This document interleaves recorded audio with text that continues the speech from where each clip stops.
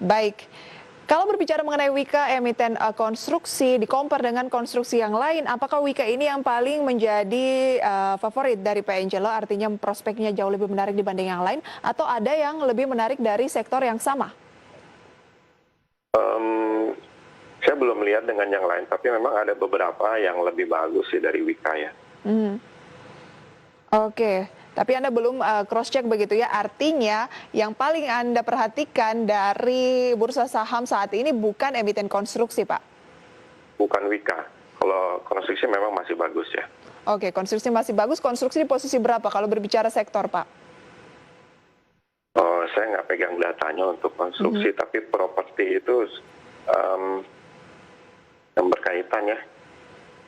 Maksud saya Pak adalah kalau berbicara sejumlah sektor kan ada sekitar 10 sektor di Bursa Efek Indonesia. Konstruksi ini yang menjadi favorit Bapak di posisi berapa? Apakah posisi pertama atau kedua atau ada sektor lain yang menurut Pak Angelo jauh lebih oke? Oh, sektornya ya.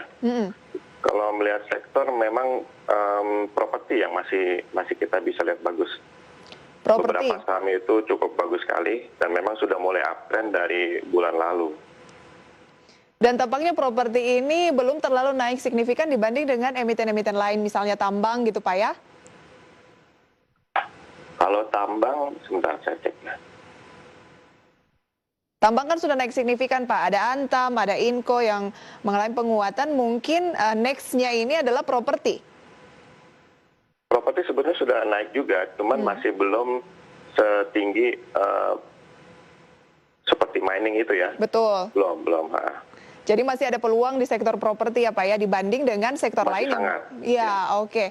Apakah itu artinya hari ini Anda meng-highlight saham pilihan ke sektor properti Pak Angelo? Iya betul, ada beberapa saham di sektor properti yang saya lihat cukup bagus. Apa saja?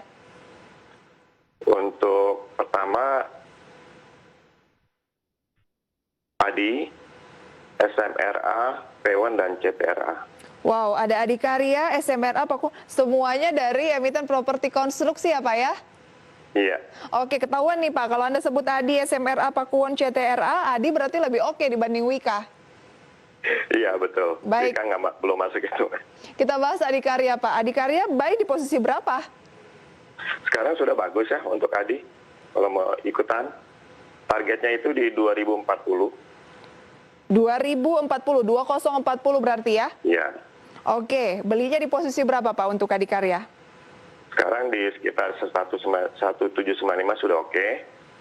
Nanti kalau 2040 ditembus dia masih bisa ke 2300. 2040 tercapai bisa ke 2300, harga saat ini atau opening nanti boleh mulai beli Adikarya Pak? Iya betul sekali. Oke, supportnya di posisi berapa? 1615. 1615 ya, baik. Support 1615, resisten 2040 yang terdekat. Kalau ini bisa tercapai, kita berharap bisa ke 2300 untuk Adikarya ya Pak ya? Iya. Rekomendasinya beli. Selain Adikarya Anda mencantumkan tadi ada SMRA juga direkomendasikan beli. Kenapa harus SMRA? Karena memang ya itu tadi, pagi-pagi kemarin itu luar biasa ya aksi belinya. Jadi kita bisa langsung ikutan aja dengan target itu di 865 sampai 895.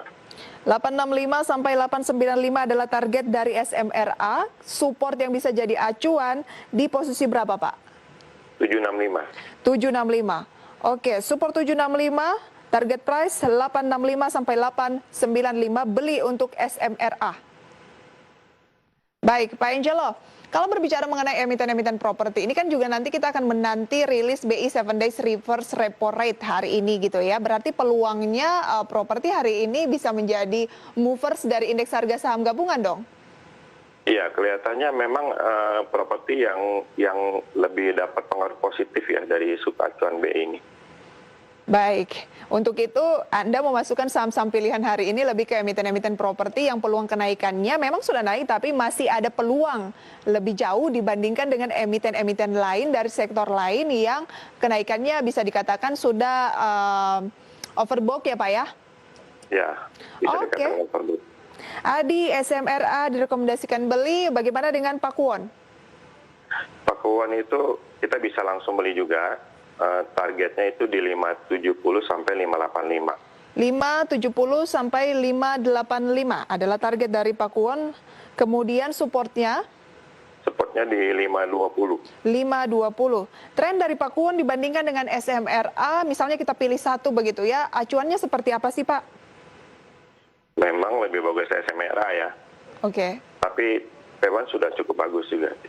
Artinya Pakuwon ini bisa menjadi pilihan kedua gitu ya? Iya. Baik, tapi kalau berbicara mengenai tren, SMRA jauh lebih menarik. Ya, karena dia baru ada di daerah oversold, jadi untuk kenaikannya itu kita masih bisa mendapatkan capital gain lebih bagus. Oke, untuk SMRA. SMRA. Oke, kalau Pakuwon ini trennya yang terbentuk atau pola yang terbentuk menurut Pak Incello pola apa? Mereka masih sideways selama bulan Desember, tapi mengarah ke atas ya. Oke, sideways tapi mengarah ke atas. Sideways-nya untuk melanjutkan uptrend. Baik, jadi bagi Anda pemirsa yang tertarik dengan saham-saham yang tergolong masih murah, Pakuwon adalah salah satu pilihannya ya Pak? Betul.